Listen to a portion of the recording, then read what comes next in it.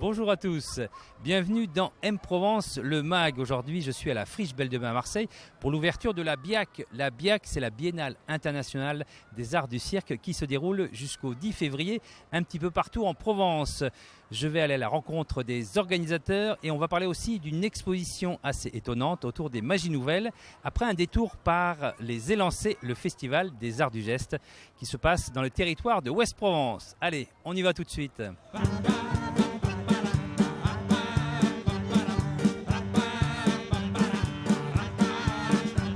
Et le premier de mes invités, c'est Raquel Rache de Andrade. Bonjour. Bonjour.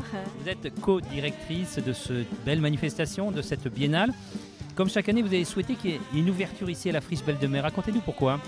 Parce que je trouve que la Friche est un lieu très central dans Marseille.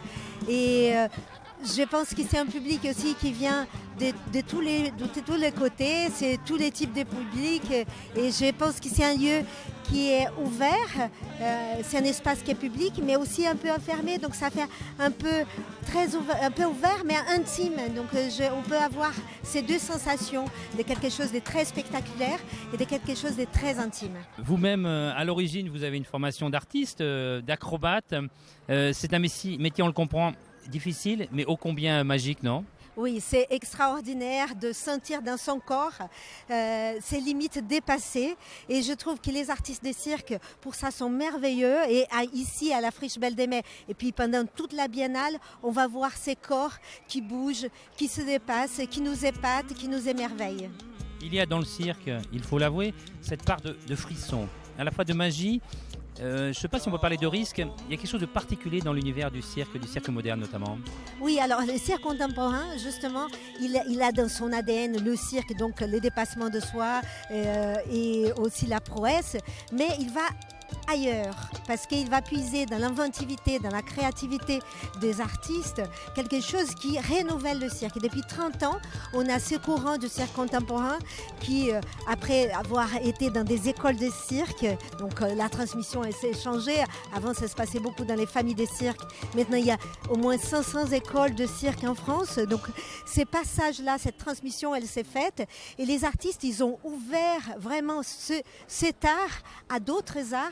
Et ils nous montrent maintenant cette explosion d'inventivité, d'innovation, de créativité pour nous émerveiller et puis pour nos plaisirs des yeux et des oreilles. Alors, Raquel Rache de Andrade, on le rappelle, vous êtes co-directrice de cette Biennale internationale des arts du cirque qui se déroule ici à Marseille depuis votre base, depuis la compagnie Archaos. Vous êtes une femme, les femmes dans le cirque c'était pas si courant que ça, sauf dans certains agrès. Vous teniez à ce qu'il y ait pas mal d'artistes femmes cette année. Oui, on a fait un focus sur les femmes parce que je trouve que c'est important de donner une lumière sur les femmes porteuses des grands projets. Elles sont talentueuses, inventives, elles ont un regard sur le monde qui est un peu différent et je voulais mettre en lumière, donc avec Guy Carrara qui est co-directeur avec moi, cette force qu'elles ont d'être aussi fortes dans ce qu'elle propose, mais aussi délicate et fragile. Donc, il y a tellement de femmes dans cette programmation qui sont là pour nous montrer justement leur point de vue, leur regard, leur manière de faire. Vous savez quoi, Raquel Rache de Andrade, il y a aussi une exposition autour des magies nouvelles.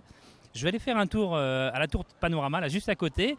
Je vais interviewer quelqu'un qui s'occupe de cette exposition et on se retrouve dans quelques instants. Alors, si on remplit tout englué. Alors on est au Panorama dans le cadre de l'expo La Traversée des Apparences et on est juste à côté d'une œuvre que j'ai réalisée avec la compagnie 1420.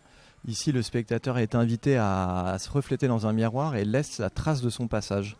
Voilà, donc c'est un dispositif magique qui joue sur le mouvement, qui invite les gens à se mettre en mouvement. En fait, c'est une création qu'on avait élaborée pour la danse, en réalité, dans un spectacle. Et du coup, qu'on a transposé ici en installation plastique. Et qui, ça invite le spectateur à se mettre en mouvement et à laisser sa trace, comme par magie, dans l'espace. Cette expo, c'est une expo autour de la magie nouvelle. La magie nouvelle, c'est un mouvement artistique qu'on a initié il y a une dizaine d'années avec la compagnie. La magie nouvelle, c'est l'idée de renouer avec la magie au sens élargi, dans le sens d'une magie contemporaine qui associe à la fois un souhait de rester quelque chose de profondément populaire et en même temps avec une exigence artistique forte. Donc du coup, dans le cadre de cette exposition, vous allez pouvoir voir différents artistes qui se revendiquent de ce mouvement de magie nouvelle, des expressions très diverses, des plasticiens, une quinzaine de plasticiens qui présentent différentes œuvres. Alors le désir de magie et ce travail qu'on développe tous à notre manière, c'est vraiment, je pense, lié au fait qu'on a envie de renouer avec une forme de merveilleux, de dire que voilà, tout un espace est encore en questionnement, que tout n'est pas explicable, etc. C'est pas tant une volonté d'obscurantisme ou de retour en arrière ou passéiste, c'est plutôt le désir justement de renouer avec quelque chose de l'ordre du mystère, de l'inexplicable. Donc mettre de la magie dans sa vie, pour nous en tant qu'artistes dans les œuvres, c'est vraiment réouvrir un espace d'enchantement du réel. Et je crois que c'est ce qui nous anime, tous les artistes qui présentent ici des œuvres à la BIAC.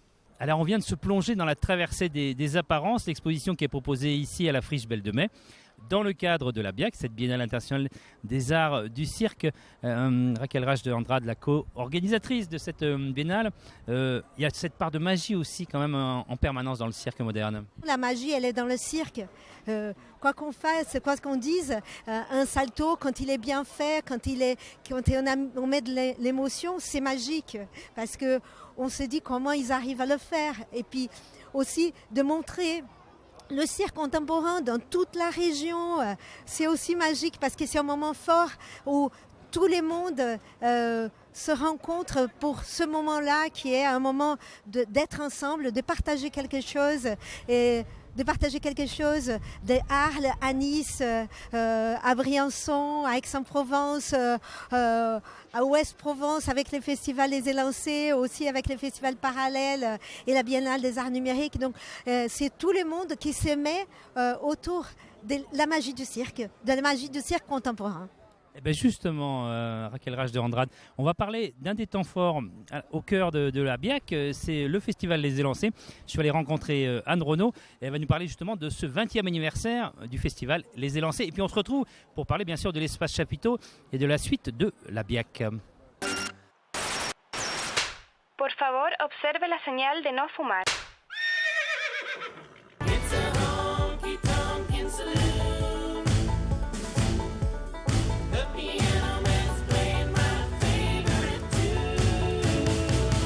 Alors je crois déjà qu'au bout de 20 ans, l'identité est assez posée puisque c'est un festival qui a été imaginé dès le départ sur un mélange et un croisement entre la danse et le cirque. Et en fait aujourd'hui, on est toujours dans cette idée-là, sachant que le cirque, depuis une vingtaine d'années, a pris un énorme essor et du coup a tendance un petit peu à grignoter la danse, mais on tient bon sur les arts croisés, puisque cette année, donc on aura du cirque sous chapiteau, on aura également du jonglage, du mentalisme, de la danse contemporaine, de la danse hip-hop, une ouverture à l'international, des compagnies régionales. Voilà, c'est aussi tout un mix pendant à peu près 9 jours où des artistes vont se croiser sur l'ensemble du territoire de Istres-Ouest-Provence. Donc ça permet aussi aux gens d'aller de Cornillon-Conflans à Grance, en passant par Port-Saint-Louis-du-Rhône, Fos-sur-Mer, Miramas et Istres. Et puis on va sortir un petit ouvrage pour rappeler les grands rendez-vous de ces 20 dernières années. L'installation du premier chapiteau par exemple, l'installation du premier Magic Mirror. Voilà des moments qui ont un petit peu marqué le festival. Et puis on continue aussi avec des fidélités puisque pas mal de compagnies qui vont venir cette année ont déjà été invitées et reviennent avec des nouvelles créations comme le cirque Trottola qui vient avec Campana, comme de Jacques Farjaret qui revient aussi avec une pièce qu'on avait déjà accueillie, d'autres et puis des découvertes bien évidemment puisqu'on aura aussi Johan Bourgeois qui vient pour la première fois sur les plateaux de scènes et ciné et donc avec sa nouvelle création qui s'appelle Scala. L'idée, c'est justement de ne pas avoir de spectacle sur les mêmes heures et on peut tout à fait imaginer d'aller voir du mentalisme le matin, l'après-midi aller assister à un spectacle qui se passe ou à Cornillon, Conflans ou à Grance. Et puis après, on termine dans la foulée au Théâtre de Miramas, qui est un magnifique théâtre pour tous ceux qui ne le connaissent pas. Voilà, on peut tout à fait bâtir un week-end avec 3-4 spectacles, voire plus, puisqu'il y a des choses à partir du samedi matin jusqu'au dimanche en fin d'après-midi. On peut comme ça imaginer des parcours et puis du coup aller découvrir les oiseaux en Camargue. On peut aller découvrir, c'est la région autour de Grance qui est absolument magnifique. C'est une très très belle campagne. Donc on peut allier l'envie d'aller au spectacle et puis le tourisme.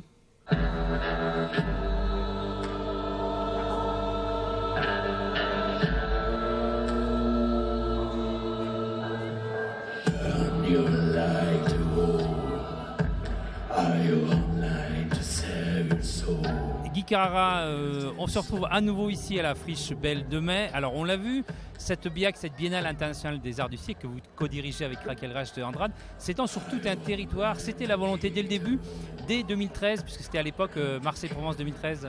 Oui, effectivement, puisque Marseille 2013, il y avait déjà l'idée de la future métropole. Et il est important que la culture montre qu'on pouvait un jour espérer faire une métropole. Et du coup, nous, on avait un projet de toute façon de biennale de territoire déjà avant 2013. Donc, on a saisi l'opportunité. Puis après, donc 2015, 2017, 2019. Et ce qui est intéressant, c'est qu'il y a de plus en plus de partenaires qui veulent participer. Donc d'Arles, à Nice, à Briançon, Cavaillon, etc. En passant par les Élancés, toute la région. Et surtout, donc, le cœur de notre manifestation, qui est le village Chapiteau sur les plages du Prado. Alors c'est pas très loin d'ici, déjà beaucoup de monde ici, on peut espérer globalement sur l'ensemble de l'événement combien de spectateurs?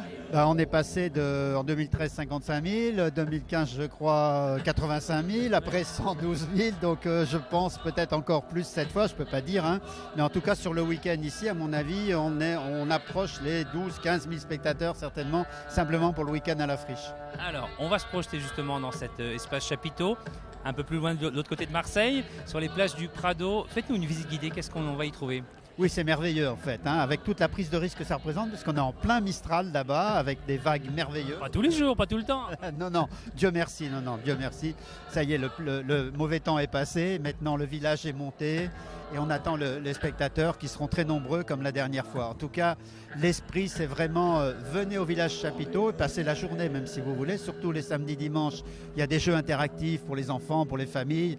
On passe vraiment un bon moment. Il y a 2 Magic Mirror pour recevoir le public, pour la restauration et les distractions.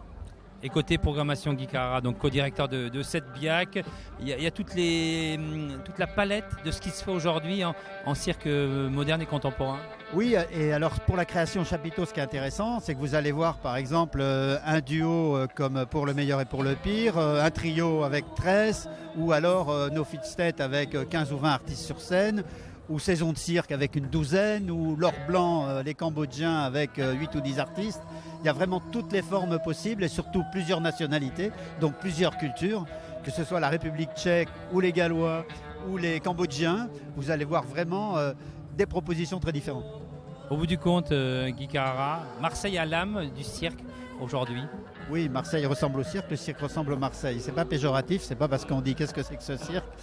Je pense que le cirque a l'avantage de réunir tous les publics, toutes les classes sociales, toutes les générations. Et je pense que l'esprit de Marseille, c'est ça. Marseille a les bras ouverts, il reçoit la planète entière.